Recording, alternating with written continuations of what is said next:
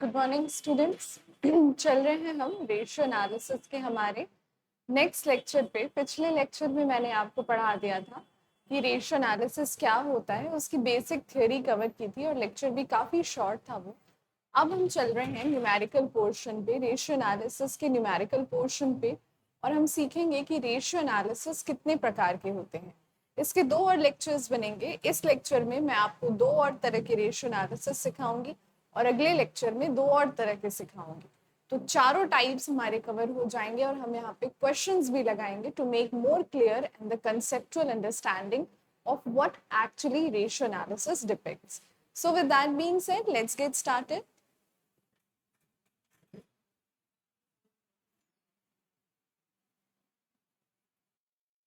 आज के लेक्चर को शुरू करेंगे हम हमारे पीडीएफ के पेज नंबर 30 पे आ जाएंगे और हम देखते हैं हमारे पास मेनली रेशियो एनालिसिस 4 अहम मुद्दों से बनाए जाते हैं, जिसमें सबसे पहला होता है लिक्विडिटी रेशियो। लिक्विडिटी रेशियो का क्या अर्थ होता है? लिक्विडिटी रेशियो यानी कंपनी की तरलता को मापने वाला अनुपात, ये हमारा सबसे पहला प्रकार होता है और सबसे पहली चीज जो हम सीखेंगे वो लिक्विडिटी रेशियो ही सीखेंगे। किसी भी कंपनी, किसी भी संस्था की अगर हम बात करते हैं, लिक्विडिटी उस कंपनी में current assets to the comparison of current liabilities बताता है। यानी कि हमारे पास करंट एसेट कितना अवेलेबल है कि हम करंट लायबिलिटीज की पेमेंट कर सकें। लिक्विडिटी रेशियो में करंट एसेट्स और करंट लायबिलिटीज का ही हमको प्रपोर्शन देखने को मिलता है, फॉर वेरी सिंपल रीजन, क्योंकि लिक्विड कहने का ही अर्थ यहाँ पे क्या है? लिक्विड कहने का मतलब यहाँ पे ये है the amount of time required by the current assets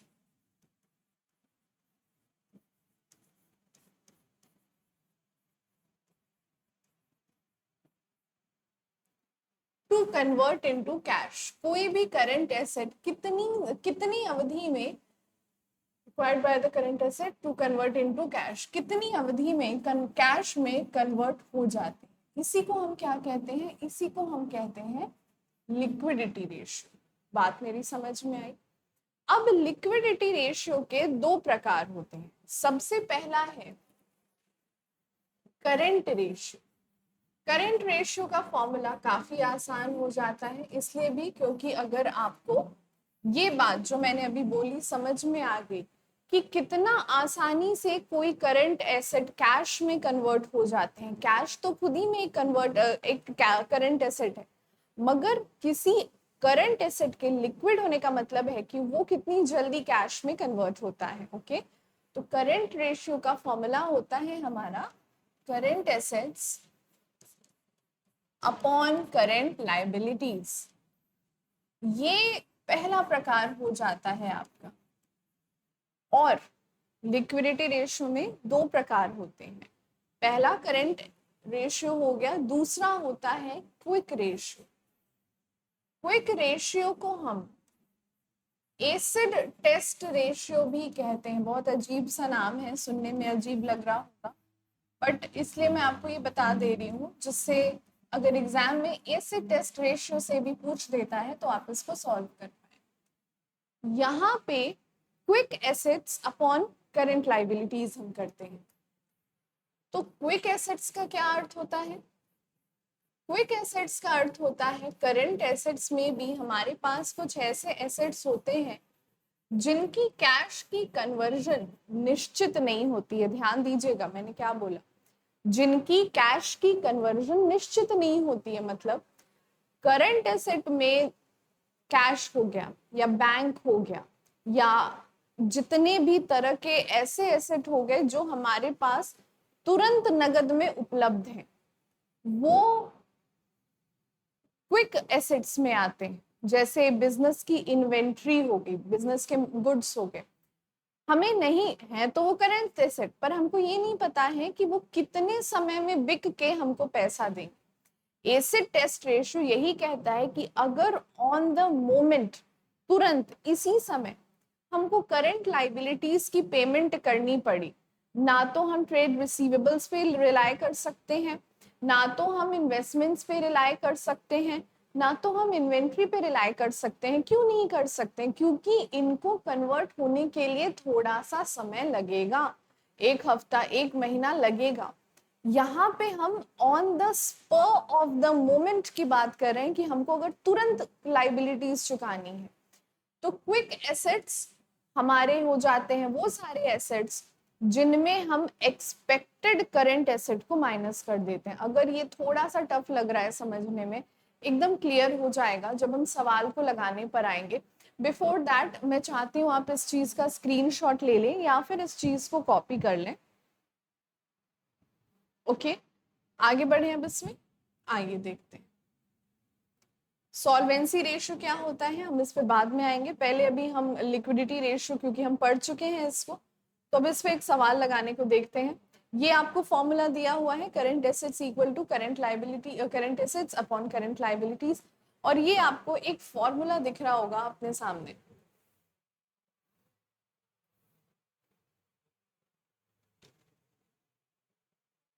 question को देखेंगे, इन्वेंट्रीज 50,000 की हैं, ट्रेड रिसीवेबल्स 50,000 के हैं, एडवांस टैक्स 4,000 का है, कैश इक्विवेलेंट 30 है, ट्रेड पेबल 1 लाख है और शॉर्ट टर्म बोरोइंग 4,000 है।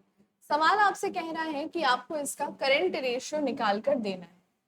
ठीक है भाई, करंट रेशियो निकाल देते हैं। हमने अभी अभी क्या सीखा? करंट रेशियो का फॉर्मूला।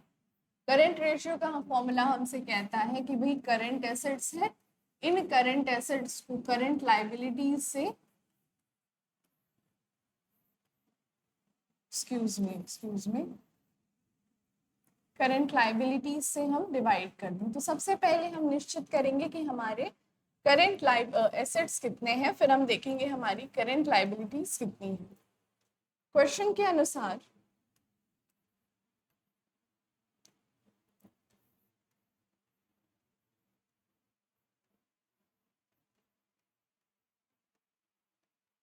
जरा हम रुक करते हैं हमारे सवाल का और हम देखते हैं हमारे पास करंट एसेट में 50,000 की इन्वेंट्री है, 50,000 के ट्रेड रिसीवेबल है, एडवांस टैक्स भी करंट एसेट में आता है, और कैश इक्विवेलेंट यानी 50 + 50 1 lakh, this is 30, 1 lakh 30 and 1 lakh 34,000। तो हमारे पास जो करंट रेशियो का टोटल अमाउंट आ रहा है वो कितना आ रहा है? 1,34,000।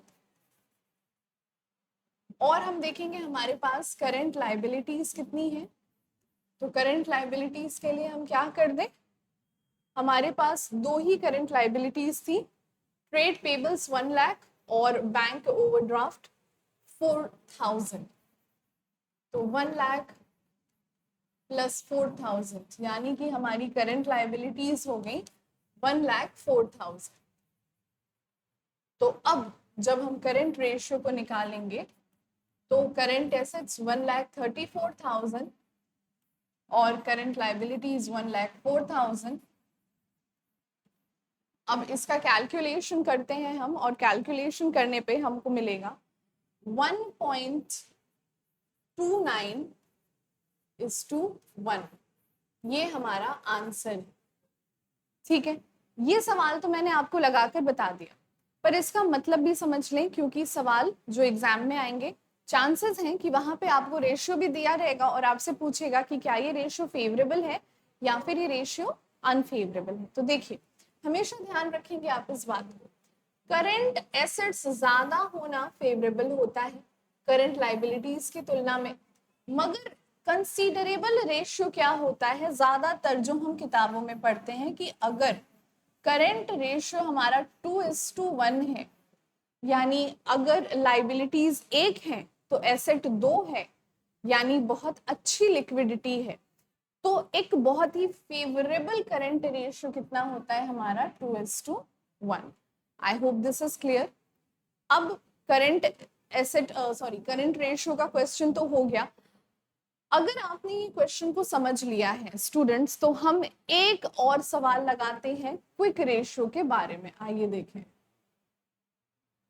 करंट रेशियो की बात की गई है, वही चीजें बताई गई हैं जो मैंने आपको अभी भी समझाई कि करंट रेशियो वो रेशियो होते हैं जो हमारे करंट एसेट्स कितने एफिशिएंट हैं करंट लाइबिलिटीज की पेमेंट करने में, इसका हिसाब देते हैं।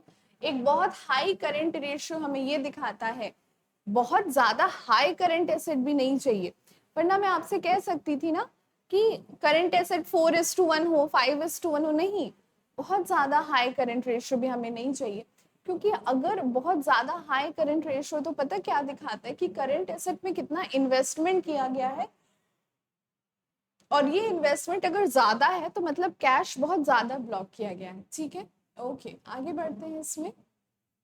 अब हमारा जो दूसरा है क्विक या लिक्विड रेशियो क्या होता है। मैंने एसिड टेस्ट रेशियो तो आपको बता दिया, मगर क्विक रेशियो को लिक्विड रेशियो भी कहा जाता है। अब यहाँ पे हम क्या कहते हैं, यहाँ पे जो सवाल हमें देखने मिलेगा वहां पे कहा जाएगा भाई करंट लाइबिलिटीज तो सेम है, मगर liquid assets upon current liabilities. तो भाई लिक्विड एसेट्स क्या होते हैं? लिक्विड एसेट्स वो सारे एसेट होते हैं जिनका कन्वर्जन, जैसे अभी पिछले क्वेश्चन में एडवांस टैक्स का था, क्या एडवांस टैक्स हमें फ्यूचर में पैसा देगा? नहीं, एडवांस टैक्स हमने फ्यूचर की एक लाइबिलिटी को कवर कर दिया। क्विक रेशियो में हम जो क्विक एसेट या लिक्विड एसेट लेते हैं, ये वो एसेट्स होती हैं जो हमको एक्चुअल मनी जनरेट करके देंगे या जनरेट तुरंत कर दे, समय ना ले, वो उसे कहते हैं लिक्विड एसेट। इस वजह से लिक्विड एसेट निकालने के लिए, लिक्विड एसेट्स निकालने के लिए हम करंट एसेट में से हर ऐसा एसेट माइनस कर देंगे जो या तो नॉन कैश फॉर्म में है, जैसे एडवांस टैक्स या फिर प्रीपेड एक्सपेंसेस, या फिर वो एसेट जिसको कैश में कन्वर्ट होने में थोड़ा सा समय लगेगा, यानी कि हमारी इन्वेंट्रीज। अगर आप इस चीज को समझ पा रहे हैं तो हम आगे बढ़ते हैं और एक क्विक रेशियो का भी क्वेश्चन सॉल्व करेंगे। आइए देखते हैं। ये इलस्ट्रेशन मैंने चुना है आपके लिए। क्वेश्चन कह रहा है कि इलस्ट्रेशन 1 अभी जो हमने लगाया, उसी इलस्ट्रेशन में से आप क्विक रेशियो निकाल के दिखाइए। चलिए वापस से चलते हैं फिर इलस्ट्रेशन 1 के पास, और उसी में से हम लगा के देते हैं इनको quick ratio. Have a look at it. तो जैसा कि मैंने आपको सिखाया स्टूडेंट्स, क्विक रेशियो का फॉर्मूला क्या होता है? क्विक रेशियो का फॉर्मूला होता है करंट एसेट्स में से हम क्या क्या माइनस कर देंगे, जो चीजें हमारे पास हैं हम उनको देखकर माइनस करेंगे। हमारे पास सबसे पहले कैश इक्विवेलेंट, ये इंपॉर्टेंट है, और ट्रेड रिसीवेबल, ये इंपॉर्टेंट है, क्योंकि कैश इक्विवेलेंट और ट्रेड रिसीवेबल जो होते हैं स्टूडेंट्स हमारे पास, ये तुरंत ही कैश की तरलता को दिखाते हैं। मगर इसमें क्या क्या चीजें, जैसे हमारी इन्वेंट्री, इसको भी कन्वर्ट होने में टाइम लगेगा। एडवांस टैक्स, जैसा कि मैंने आपको सिखाया कि एडवांस टैक्स हमें फ्यूचर में पैसा जनरेट करके नहीं देगा, तो इन्वेंट्रीज और एडवांस टैक्स को हम करंट एसेट में से माइनस कर देंगे। ठीक है, हमारे टोटल करंट एसेट बन कितने रहे थे? अभी हमने निकाला था 50 50 34, 1,34,000। हमारे जो करंट एसेट्स बन रहे थे वो क्या बन रहे थे? 1,34,000 बन रहे थे। इसमें से हम माइनस क्या कर रहे हैं? इसमें से हम माइनस कर रहे हैं एडवांस टैक्स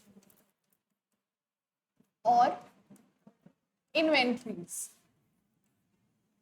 तो जो हमने निकाला था हमें याद है 1,34,000 में से हम घटा देंगे, हमारा इन्वेंट्रीज थी 50,000 और एडवांस टैक्स था 4,000, तो यानी 50,000 प्लस 4,000 घटा दिया जाएगा, यानी 1,34,000 में से आप 54,000 घटा देंगे, जिसके बाद आपको मिलेगा 80,000।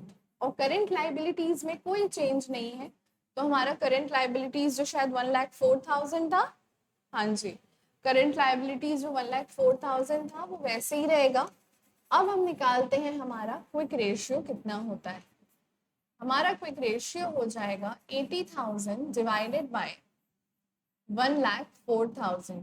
जैसा कि आप देख पा रहे हैं हमारे क्विक एसेट हमारे करंट लाइबिलिटीज से काफी कम है, तो यहाँ पे जो आंसर आएगा आपका वो पॉइंट में आएगा। और कितना आंसर आएगा स्टूडेंट्स, यहाँ पे जो आपका आंसर आएगा वो आता है 0.77:1। ये है आपका फाइनल आंसर और यही है आपका quick ratio. I hope this is very very clear. Liquid ratio और करेंट रेशियो किस तरह से काम करते हैं और वो हमारे इन्वेस्टर को क्या दर्शाते हैं, ये भी आपको समझ में आ गया होगा। अगर ये समझ में आ गया है तो लेकर जाइए आप एक सवाल, एक होमवर्क लेके जाएंगे आप। इलस्ट्रेशन नंबर 3, ये आपका होमवर्क है। इसमें से आपको वैसे तो लिक्विड रेशियो कैलकुलेट करना है, पर अगर आप चाहें बहुत आसान है। बस इसमें मैं थोड़ी सी आपकी मदद कर देती हूँ कि यहाँ पे एडवांस टैक्स और इन्वेंट्री तो आप जानेंगे, प्रीपेड एक्सपेंसेस भी काफी हद तक एडवांस टैक्स है, यानी कि वो फ्यूचर में पैसा जनरेट नहीं करके देंगे। तो आप हिंट समझ गए होंगे, करंट एसेट्स के टोटल में से क्या क्या माइनस होगा, उसमें से प्रीपेड एक्सपेंसेस भी रहेगा। और आपका आंसर यहाँ पे 1:1 आएगा। Now do the math, this is your homework. मैं बढ़ती हूँ आगे। और अब हमने लिक्विडिटी रेशियो सीख लिया है, लिक्विडिटी रेशियो पे हमने सवाल भी लगा लिए हैं। अब आगे बढ़ती हूँ मैं और अब मैं आपको सिखाती हूँ कि भाई सॉल्वेंसी रेशियो क्या होता है। कहाँ गया, ये रहा सॉल्वेंसी रेशियो। सॉल्वेंसी रेशियो का क्या अर्थ होता है स्टूडेंट? सॉल्वेंसी रेशियो का मतलब ये होता है कंपनी लॉन्ग, अभी तक जो हम बात कर रहे थे वो हम अपने शॉर्ट टर्म डेट्स की बात कर रहे थे, मतलब छोटी अवधि वाले ऋणों की बात कर रहे थे, current liabilities, short term borrowings, इनकी बात कर रहे थे। सॉल्वेंट होना या इनसॉल्वेंट होना का क्या अर्थ होता है? हम कहते हैं ना किसी व्यक्ति को, हमने सवाल भी तो लगाए हैं 11th-12th में कितने, की वो व्यक्ति इंसॉल्वेंट हो गया या वो व्यक्ति दिवालिया हो गया, अब वो उससे कोई भी कर्ज हम नहीं वसूल कर सकते। सॉल्वेंसी रेशियो हमें ये बताता है कि कंपनी अपने लॉन्ग टर्म डेट्स की पेमेंट कैसे करेगी और कितने समय में कर पाएगी। कंपनी की इक्विटी यानी कंपनी के कैपिटल और कंपनी के सॉल्वेंसी में क्या रिलेशन है, ये हमें सॉल्वेंसी रेशियो से देखने को मिलता है। Solvency of business is determined by its ability to meet its contractual obligations towards stakeholders, particularly external stakeholders. यानी कि क्या मतलब है यहाँ पे एक्सटर्नल स्टेक होल्डर्स बोलने का? एक्सटर्नल स्टेक होल्डर्स बोलने का मतलब है वो व्यक्ति, वो बाहरी व्यक्ति जिन्होंने कंपनी में इन्वेस्ट किया है, उनकी लिक्विडिटी पोजीशन, सॉरी उनकी सॉल्वेंसी पोजीशन कि क्या कंपनी इस अवस्था में है कि वो उनके ऋण को चुका सके।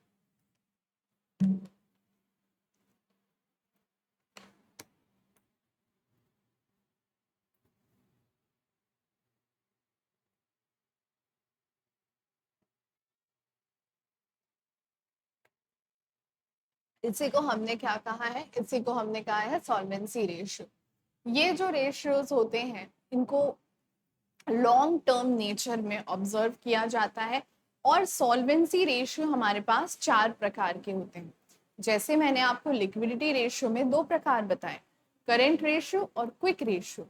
सॉल्वेंसी रेशियो अपने आप में 4 तरह के रेशियोज का समापन होता है। देखिए, सबसे पहला होता है, बारी बारी हम सब पे सवाल लगाएंगे, सबको सीखेंगे भी क्या होता है इसका मतलब। सवाल क्या आता है एग्जाम में, कभी कभी अच्छा खासा पूछ देता है, 6-7 सवाल पूछ देता है। कभी कभी आपको केवल ये बताना होता है कि क्या रेशियो फेवरेबल है या नहीं है। दोनों ही केसेस में हमें क्वेश्चन को सॉल्व करने आना चाहिए, जैसे तभी हम बता सकते हैं। जैसे अभी मैंने बताया करंट रेशियो में कि 2:1 एक फेवरेबल अमाउंट है, तो उस अमाउंट तक आप कैसे पहुंच सकते हैं? उस अमाउंट तक पहुंचने के लिए आपको सवाल को लगाना आना होना चाहिए, ठीक है। तो अभी देखिए, पहली जो चीज है सॉल्वेंसी रेशियो में वो होती है डेट इक्विटी रेशियो। ये पहले तरह का रेशियो है। क्या होता है डेट इक्विटी रेशियो? स्टूडेंट्स इसको समझेंगे बहुत ध्यान से। पहली चीज, डेट इक्विटी रेशियो क्या मेजर करती है? ये मेजर करती है वो रिलेशनशिप जो एग्जिस्ट करता है लॉन्ग टर्म डेट और शेयर होल्डर्स फंड में, मतलब कंपनी के शेयर होल्डर्स के रेफरेंस में लॉन्ग टर्म डेट्स कितने हैं, तो जो रेशियो इस पोजीशन को या जो रेशियो शेयर होल्डर्स फंड से या डेट से किसी भी कंपोजिशन को स्टडी करती है, उसी को हम क्या कहते हैं, उसी को डेट इक्विटी रेशियो का नाम दिया गया है। अब यहाँ पे ध्यान दीजिएगा, इसका नाम ही फॉर्मूला है, ये जो नाम लिखा है ना डेट इक्विटी रेशियो, ये खुद ही में एक फॉर्मूला है, डेट इक्विटी। डेट मतलब all the long term debt. अच्छा students, I hope you understand कि ये डेट प्रोनाउंस होता है ना कि डेब्ट प्रोनाउंस होता है, right? Because B is silent over here, just like doubt में साइलेंट होता है, डेटर्स में साइलेंट होता है, जिधर बी इज साइलेंट है। तो डेट इक्विटी रेशियो की मैं बात कर रही थी। अच्छा अब यहाँ पे डेट का मतलब क्या है? डेट का मतलब हमारे जितने भी लॉन्ग टर्म डेट्स होते हैं उनसे होते हैं, जैसे long term borrowings, long term provisions, या फिर any other long term liabilities. Long term borrowings,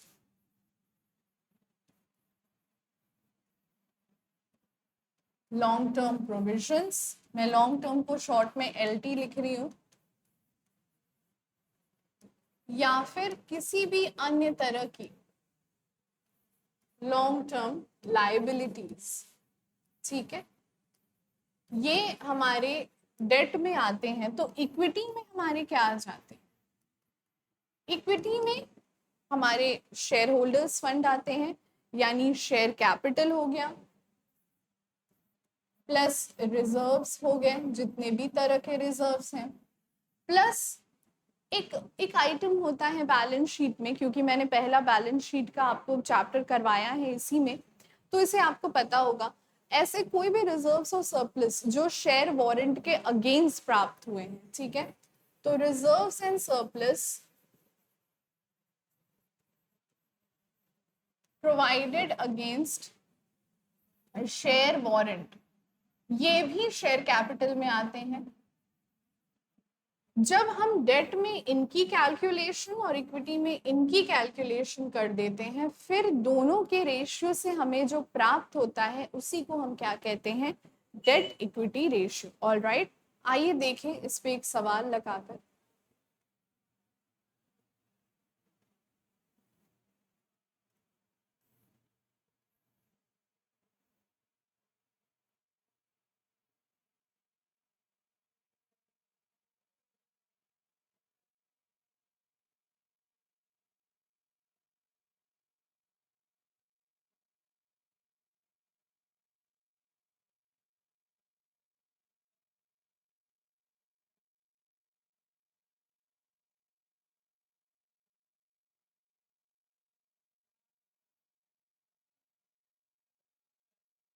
ये हमारे पास एक क्वेश्चन दिया हुआ है, जरा गौर फरमाएंगे इस पे।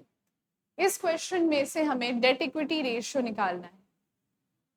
मैंने आपको बैलेंस शीट पढ़ाई है कंपनी की, और मैंने आपको उस बैलेंस शीट में उसको प्रिपेयर करने का भी तरीका बताया है कि वो कैसे प्रिपेयर किया जाता है। ठीक है, उसी बैलेंस शीट का फॉर्मेट, क्योंकि अब हम ग्रेजुएशन में हैं तो हम वो बच्चों की तरह T form of balance sheet नहीं यूज कर रहे। हमारे सामने कंपनी की बैलेंस शीट दी गई है और हमसे पूछा गया है कि बताइए इसकी डेट इक्विटी रेशियो क्या रहेगी। सबसे पहले आप देख सकते हैं शेयर कैपिटल, रिजर्व, सरप्लस और money received against share warrant. जैसा कि एग्जांपल मैंने अभी अभी आपको समझाया, इन तीनों आइटम्स को अगर हम जोड़ देते हैं हमें 15 लाख मिलता है। और यही क्या है? Share holders fund. आप पीछे जाके लेक्चर के एक बार फॉर्मूला फिर से देख सकते हैं अगर आप देखना चाहें तो। शेयर होल्डर्स फंड में हम क्या करते हैं? रिजर्व्स को, शेयर कैपिटल को और मनी रिसीव्ड अगेंस्ट कैश को, सॉरी शेयर वारंट को ऐड करते हैं, और उसके बाद द डेट यानी जितनी भी नॉन करेंट या लॉन्ग टर्म लाइबिलिटीज हैं हमारे पास यहाँ तीन दिख रही हैं, long term borrowings, other long term liabilities, long term provisions, यानी कि 4 लाख प्लस 40,000 प्लस 60,000 कितना हो गया? ये टोटल 5 लाख। तो हमारे पास जो डेट का पोर्शन वो आ गया, कितना आ गया? 5 लाख आ गया। तो फिर हमारे लिए क्वेश्चन बहुत आसान हो जाता है। क्वेश्चन का फॉर्मूला क्या है, डेट अपॉन इक्विटी, यानी ऊपर में डेट जाएगा, डिनोमिनेटर में इक्विटी आएगा। All right, let's solve it then. 5 lakh जो कि आपका डेट था और 15 लाख जो कि आपका इक्विटी था। ये रेशियो हमको ये रिप्रेजेंट करके देगा कि हमारी कंपनी में कितना है डेट इज टू इक्विटी का रेशियो, 0.33:1, सॉरी इज टू 1:2। ये कंपनी की बहुत ही बेहतरीन पोजीशन को दिखा रहा है, यानी हमारी इक्विटी हमारे डेट से ज्यादा है। हमेशा याद रखेंगे कंपनी में कितना डेट है या कंपनी कितनी इंडेटेड चल रही है, इसको हम कंपनी का लेवरेज कहते हैं कि कंपनी का लेवरेज कितना है। ठीक है, तो कंपनी का लेवरेज यानी कंपनी में जो लोन का एलिमेंट है अगर इक्विटी से कम रहे तो अच्छा है, मगर ये भी नहीं है कि इक्विटी ही इक्विटी रहे, ऐसा नहीं है, इक्विटी से कम रहे तो अच्छा है। राइट, आगे बढ़ते हैं हम, और आगे बढ़ने से पहले एक सवाल आप घर लेकर जाएंगे। कौन सा सवाल, ये इलस्ट्रेशन नंबर 8, बिल्कुल सेम क्वेश्चन है, बिल्कुल सेम क्वेश्चन है जैसा कि मैंने आपको भी समझाया, उसी की तरह आप इसका स्क्रीनशॉट ले सकते हैं या दूसरे फोन से इसकी फोटो ले सकते हैं। इसी के रेफरेंस में अब हम आगे बढ़ते हैं सॉल्वेंसी रेशियो का। मैंने इतना बात तो आपसे कर लिया, अब हम आते हैं उन सॉल्वेंसी रेशियो के बारे में जो इसके बाद आते हैं हमारे पास। ऑल राइट, चलिए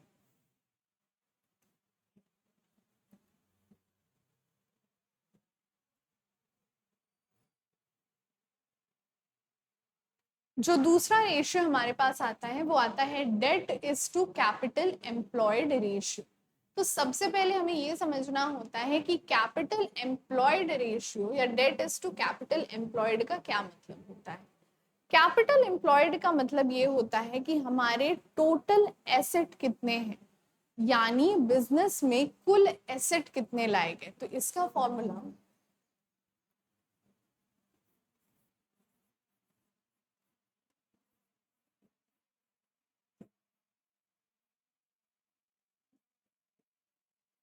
ध्यान से देखेंगे,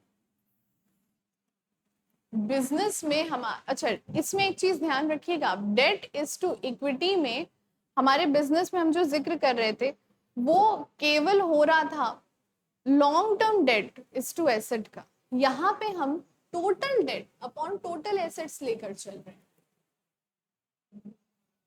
देखिएगा जरा, जो बिजनेस में टोटल एसेट्स हैं वो कितने हैं, मतलब हमें केवल शेयर कैपिटल वाला पोर्शन माइनस करना है। शेयर कैपिटल वाला पोर्शन बस माइनस करके जो लॉन्ग टर्म और शॉर्ट टर्म डेट वाले पोर्शन का कैलकुलेशन करके उसको टोटल एसेट से रेशियो एनालाइज करना है हमें। तो total debt upon total asset, यही हमारा क्या बन जाता है, यही हमारा बन जाता है debt is to capital employed. अब एक बार क्वेश्चन की तरफ, एक बार सोल्यूशन एक्सप्लेनेशन की तरफ रुक करेंगे। The debt to capital ratio refers to long-term debts to the total of external and internal funds. इसमें क्या करते हैं हम, long term date plus share holders fund कर देते हैं। आगे बढ़ते हैं और इसमें एक क्वेश्चन सॉल्व करते हैं।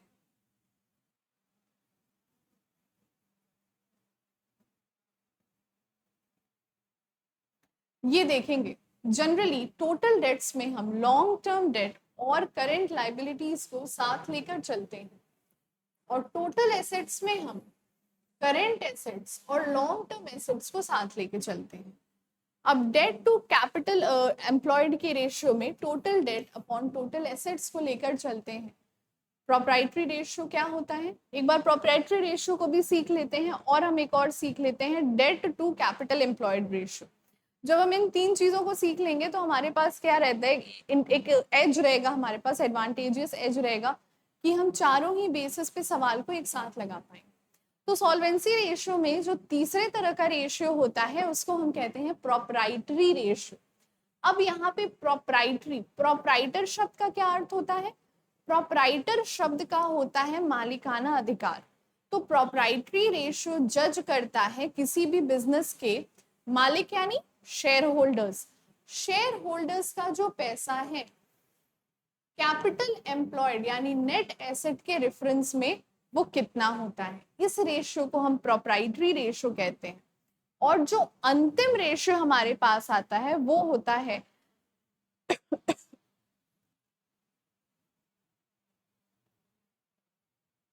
Total assets is to debt ratio. आप देख पा रहे होंगे इसमें वो जो फॉर्मूला है ना, रेशियो का नाम ही फॉर्मूला है, मतलब टोटल एसेट्स को हमने यहाँ पे ऊपर रख देना है और हमारी कंपनियों के जो लॉन्ग टर्म डेट है उनको नीचे रख देना है।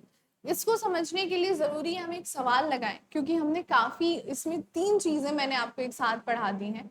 इलस्ट्रेशन 9 पर आएंगे आप लोग मेरे साथ, और इलस्ट्रेशन 9 पे हम सारी चीजें देखेंगे। बहुत ध्यान से देखिएगा, क्वेश्चन आपसे कह रहा है इस इंफॉर्मेशन, इस दिए गए इंफॉर्मेशन में से आप डेट इक्विटी रेशियो पहले निकालिए।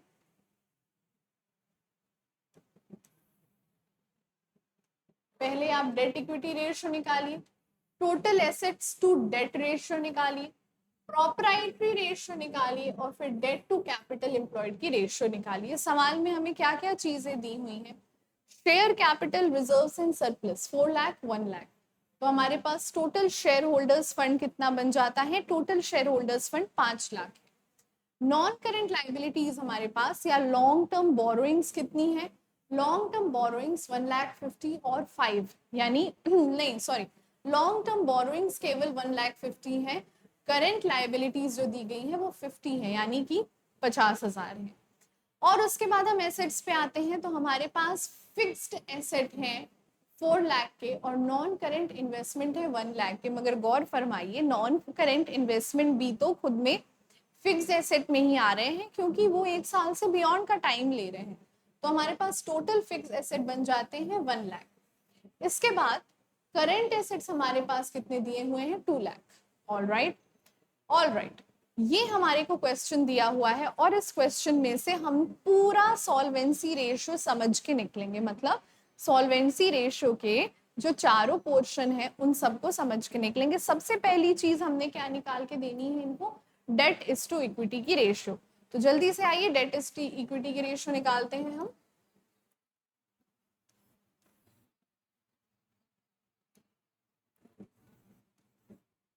पहला पॉइंट, स्टूडेंट्स जनरली जब हम रेफर करते हैं सॉल्वेंसी रेशियो के बारे में, क्योंकि जब आप इस पीडीएफ को पढ़ने बैठेंगे, थोड़ा सा डिस्कशन में करूंगी, जब आप इस पीडीएफ को पढ़ने बैठेंगे तो आप कहीं ना कहीं कंफ्यूज हो जाएंगे कि भाई ये बताओ सॉल्वेंसी रेशियो में हम करंट लाइबिलिटीज को ऐड करके चलें कि करंट लाइबिलिटीज को माइनस करके चलें। और ये सवाल बहुत जाहिर है, क्योंकि आप पीडीएफ देखो या कोई भी किताब देखो तो total date total date total date कह के आपको कंफ्यूज किया हुआ है। तो बहुत ध्यान से समझिए, लिक्विड रेशियो यानी कि करंट रेशियो, लिक्विडिटी रेशियो जो होता था, करंट रेशियो और क्विक रेशियो, करंट लाइबिलिटीज का योगदान बस वहीं तक है। जब हम इन एसेट्स की बात करते हैं, सॉल्वेंसी एसेट्स की बात करते हैं, तो मेथोडिकली हम ये कहते हैं कि भाई हम केवल लॉन्ग और शॉर्ट मतलब हम टोटल लेके चलेंगे, बट जब हम इन मेथड्स के थ्रू हम रेशियो को कैलकुलेट करते हैं तो हमेशा हमेशा हमेशा लॉन्ग टर्म डेट लेके चलना है। तो इसमें कंफ्यूज होना ही नहीं, छोटी सी चीज दिमाग में रखनी है कि जहां लिक्विडिटी का जिक्र हो रहा है केवल वहीं पर करंट लाइबिलिटीज जाएंगी, जहां पे सॉल्वेंसी का बात हो गया वहां पे करंट लाइबिलिटीज का कोई योगदान नहीं है। हमें जो भी कंसर्न है लॉन्ग टर्म डेट से। आई hope this is very clear, मेरी इस बात को आप याद रखेंगे। आइए जल्दी से हम सॉल्व करते हैं। हमारा डेट इक्विटी का फॉर्मूला मैंने आपको क्या सिखाया है स्टूडेंट्स, डेट इक्विटी का फॉर्मूला मैंने आपको सिखाया है कि जितनी भी लॉन्ग टर्म बोरोइंग्स हैं, फिर से समझिएगा, करंट को इधर नहीं इंक्लूड करना है, जितनी भी हमारे लॉन्ग टर्म डेट्स हैं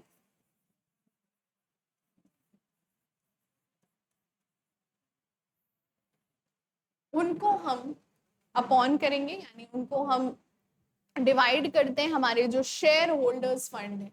इस क्वेश्चन में हमारे पास 2 थे ना, क्या क्या थे, एक शेयर कैपिटल था और एक रिजर्व्स एंड सरप्लस था, राइट। ऑलराइट, चलिए आगे बढ़ते हैं अब हम। लॉन्ग टर्म बोरोइंग्स हमें दी है 1,50,000 और share holders fund 5 lakh. All right, तो लॉन्ग टर्म डेट हमें दी है 1,50,000, डिवाइड कर देंगे 1,50,000 को 5 लाख से, काफी फेवरेबल देखने मिल रहा है हमें। जब भी बाहर के डेट का एलिमेंट कम होता है ना, तुम फेवरेबल कहते हैं उसको। मगर अब इतना भी मत कम कर दीजिए कि कंपनी पे टैक्सेशन का जो बेनिफिट डेट्स की वजह से होता है, आप आई होप आपको पता है, नहीं पता है तो इसके बारे में भी हम डिस्कस कर लेते हैं थोड़ा। टैक्स में हमें बचत मिलती है। अगर हमारे पास लोन होता है तो हम प्रॉफिट में से उस लोन के ब्याज को माइनस कर देते हैं, तो प्रॉफिट कम दिखता है। और हमारे इंडिया में जो टैक्स लगता है वो प्रोग्रेसिव नेचर का है, यानी जितना ज्यादा प्रॉफिट उतना ज्यादा टैक्स। तो यहाँ पे क्योंकि प्रॉफिट कम दिखता है तो टैक्स भी कम लगता है। ऑल राइट, तो ये हमारे पास फिगर्स बच जाते हैं।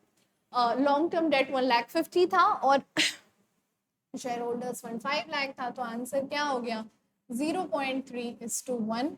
ये है आपका डेट इज टू इक्विटी का रेशियो। दूसरा हमसे क्या मांगा था सवाल ने, आइए देखते हैं। सवाल ने हमसे कहा है कि total asset is to debt ratio निकाल कर दो। ठीक है भाई,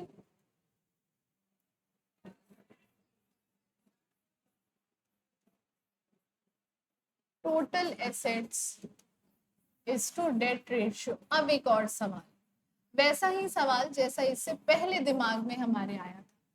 क्या जब हम टोटल एसेट्स बोल रहे होते हैं तो यहाँ पे भी हमें करंट एसेट्स को इग्नोर करना होता है, जैसे हम करंट लाइबिलिटीज को इग्नोर कर रहे थे? The answer is no. यहाँ पे आप टोटल एसेट्स को लेकर चलते हैं। और अगेन, क्या डेट लिखा है तो हम यहाँ पे करंट लाइबिलिटीज को लेकर चलेंगे? बिल्कुल नहीं, करंट लाइबिलिटीज इग्नोर हो जाएंगी।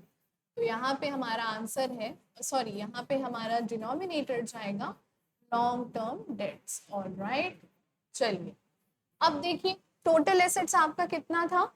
टोटल एसेट्स 7 था और लॉन्ग टर्म बोरोइंग्स 1,50,000। तो ठीक है भाई, कर लेते हैं 7 लाख अपॉन 1,50,000। ये हमारा जो रेशियो आता है total asset is to debt 4.67:1। ये हो गया हमारा total assets is to debt ratio. आगे बढ़ते हैं, देखते हैं सवाल ने और क्या हमसे मांगा था। प्रोप्राइटरी रेशियो का जिक्र किया हुआ है, ठीक है, वेरी वेल, प्रोप्राइटरी रेशियो भी पहुंचते हैं।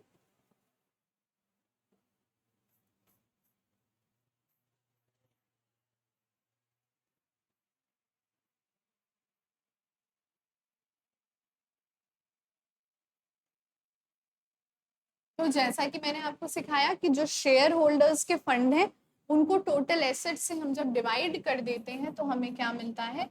Proprietary ratio. तो शेयर होल्डर्स फंड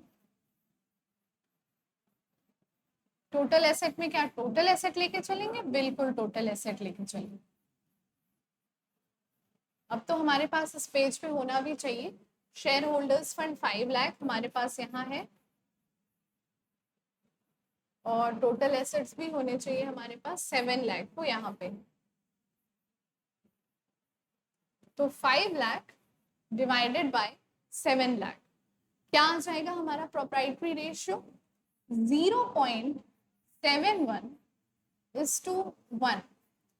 इससे पहले मैं चौथा भी आपको समझाऊं, मैं चाहूंगी आप इसका एक फोटो ले लीजिए जिससे आपके पास सोल्यूशन अवेलेबल हो। उसके बाद में डेट टू कैपिटल एम्प्लॉयड पे चलती हूँ। सो प्लीज, आई होप ये क्लियर है आपको। Please take a photo of this solution, जिसके बाद में चलती हूँ। हमारा जो लास्ट पॉइंट है इसमें debt to capital employed ratio की बात करते हैं।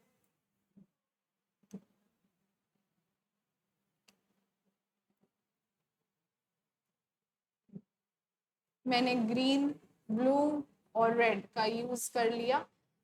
काम करते हैं अब हम पिंक का यूज कर लेते हैं। तो debt to capital employed ratio में देखेंगे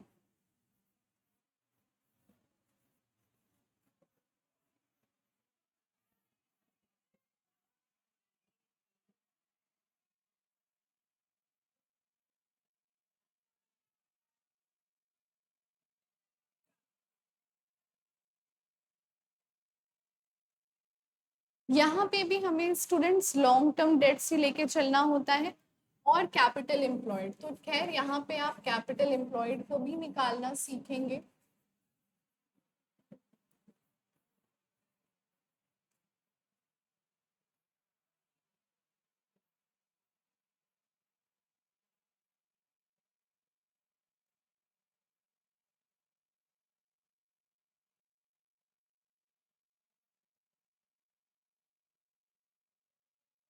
सवाल के पास जाएंगे हम वापस से।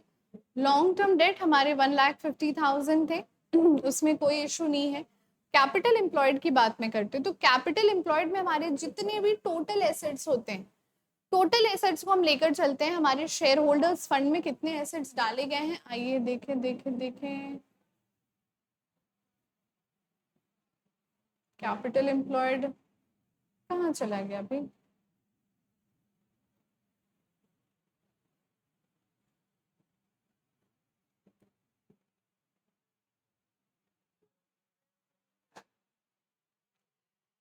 कैपिटल एम्प्लॉयड में हमारे पास दो चीजें आती हैं, शेयर होल्डर्स फंड और long term debts. Share holders fund हमारे पास है 5 लाख और लॉन्ग टर्म डेट्स हमारे पास है 1,50,000। कैपिटल एम्प्लॉयड की अगर हम बात करते हैं तो कैपिटल एम्प्लॉयड का क्या मतलब होता है, दो चीजें होती है, या तो नेट एसेट्स होता है, या तो नेट एसेट्स कहने का क्या मतलब है, नेट एसेट्स कहने का मतलब है कि हम दो तरीकों से इसे निकाल सकते हैं। टोटल एसेट्स में से करंट लाइबिलिटीज को घटा दीजिए, या फिर शेयर होल्डर्स फंड में आप लॉन्ग टर्म बोरोइंग को ऐड कर दीजिए। क्या बोला मैंने कहा टोटल एसेट्स में से या तो आप लॉन्ग टर्म लाइबिलिटीज को घटा दीजिए, यानी 7 लाख में से 50,000 को घटा दीजिए तो 6.5 लाख, ये आ जाएगा कैपिटल एम्प्लॉयड। ये पहला सोल्यूशन है कैपिटल एम्प्लॉयड निकालने का, जहां एसेट्स की मदद लेते हैं। और दूसरा तरीका क्या है, दूसरा तरीका हमारा ये है कि शेयर होल्डर्स फंड में लॉन्ग टर्म बोरोइंग्स को ऐड कर दीजिए। तो शेयर होल्डर्स फंड आपका कितना हो गया, दूसरे कलर का पेन ले रही हूं मैं, शेयर होल्डर्स फंड आपका हो गया 5 लाख, इसमें लॉन्ग टर्म बोरोइंग्स यानी 1.5 लाख को ऐड कर दीजिए तो भी आपका कितना आ जाएगा, 6,50,000। आइदर वे दोनों ही सोल्यूशन सही है, आपको केवल कैपिटल एम्प्लॉयड का मतलब यहाँ पे समझ आना चाहिए। तो अगर ये क्लियर है तो हम दोनों फॉर्मूला लिख दे रहे हैं जिससे आपको क्लियर रहे भी कैपिटल एम्प्लॉयड दो चीजें होती हैं। कैपिटल एम्प्लॉयड अगर आप बात कर रहे हैं, पहला तो अल्टरनेटिव आपके पास ये हो सकता है कि आप टोटल एसेट्स में से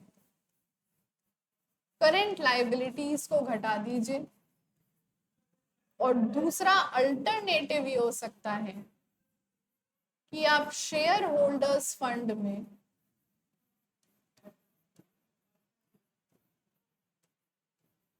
लॉन्ग टर्म बोरोइंग्स को जोड़ दीजिए।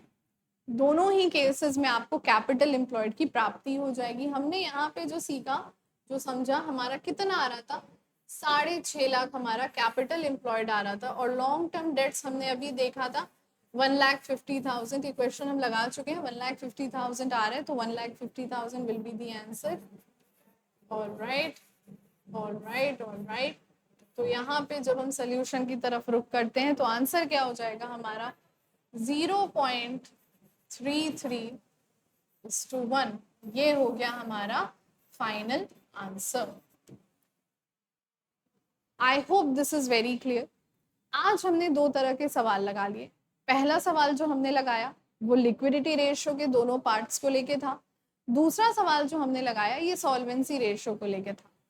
अब हम आगे बढ़ेंगे इस लेक्चर में। एक और लेक्चर इसका आपको मिलेगा, तीसरा लेक्चर इस चैप्टर का, जिसमें ये चैप्टर खत्म हो जाएगा, रेशियो एनालिसिस क्या होता है ये खत्म हो जाएगा। और हो सकता है करंट रेशियो में मैं एक और सवाल लेकर आऊं। क्यों करंट रेशियो में वापस जाने का मुझे मन है, क्योंकि सवाल करंट रेशियो से एग्जाम्स में ज्यादा पूछे गए हैं। So I hope this is very very clear to you students. आप सोल्यूशंस का बिल्कुल स्क्रीनशॉट या फोटो लेके एक फोन में रखें, और जिस दिन एग्जाम रहे आप एक बार इन सोल्यूशंस के लिए गो थ्रू कर लीजिएगा। सोल्यूशंस का फॉर्मूला भी अगर याद है तो आपके क्वेश्चंस इतने टफ नहीं आएंगे कि केवल फॉर्मूला याद रहने से आप ना लगा पाए। तो इन सॉल्यूशंस के डेफिनेटली फोटोज रखिएगा। क्वेश्चंस बड़े क्यूरेटेड थे ये ऐसे क्वेश्चन थे जो आपको हर जगह काम आएंगे, मतलब कैसा भी सवाल दे आप सॉल्व कर ले जाओगे। So with that being said students, I hope आपको आज का लेक्चर समझ में आया होगा और हम मिलेंगे हमारे अगले लेक्चर में। Till then take very very good care of yourselves. This is your educator Sakshi. Stay tuned and I'll see you guys in the next one. Bye.